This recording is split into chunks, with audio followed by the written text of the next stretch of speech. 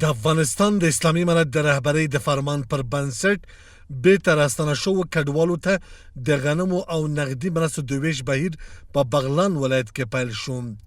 د هېواد د کرنې اوبو لګولو او مالدارۍ وزیر مولوي عطاالله عمري د مرستو د ویش پر مهال وویل چې د بیرته راستنه شوو کډوالو ستونزو ته رسیدنه یو ملي او شرعي مسؤلیت دی او حکومت به د کډوالو د ستونزو د حل لپاره له هیڅ ډول هڅو دریغ ونه کړي. ملت مسلمان عزیز در استقبال شما هست. امارت اسلامی در استقبال شما هست. این بسته کمکی هم که برایتان تقدیم می گردد از طرف خاص رهبری شیخ الحدیث و تفسیر حضرت مولانا هبت الله آخوندزاده صاحب امیر المؤمنین حفظه الله تعالی تقدیم می گردد.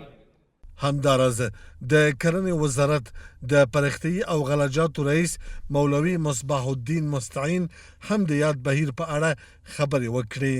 په همدې اساس باندې د اسلامي امارت زعیم عالی قدر امیر المؤمنین حفظه الله تعالی ورعاه هغه د مهاجرینو عالی کمیسیون ته سپارښتنه کړې وه چې د مهاجرینو سره مرسته وکړي. د دې مرستو د ویش په لومړي پړاو کې په بغلان ولایت کې 2200 بیرته راستنه شوو کډوالو ته خوراکي توکي چې غنم او نغدي پیسې پکې شامل دي وویشل شوې. که څوک تجاري هغه ته د تجارت زمینه مساعدېږي، که څوک زراعتکار هغه ته د زراعت زمینه مساعده کیږي، که څوک روزاني والا هغه ته هغه ترتیب برابریږي او که څوک داسې بی‌وسه و محتاج وي هغه سره کمک کیږي.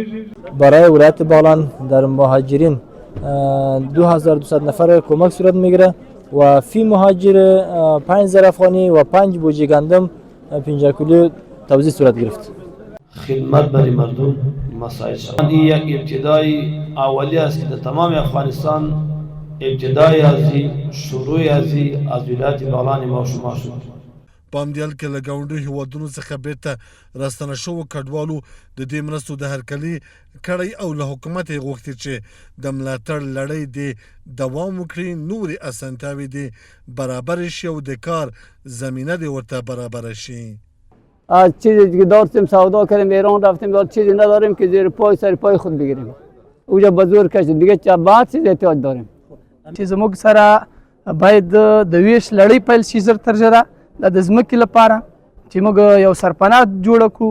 د کرنې وزارت مسؤلین وایي چې بیرته راستنه شوو کډوالو ته د مرستو د ویش بهیر به د هېواد په نورو ولایتونو کې هم عملي شي.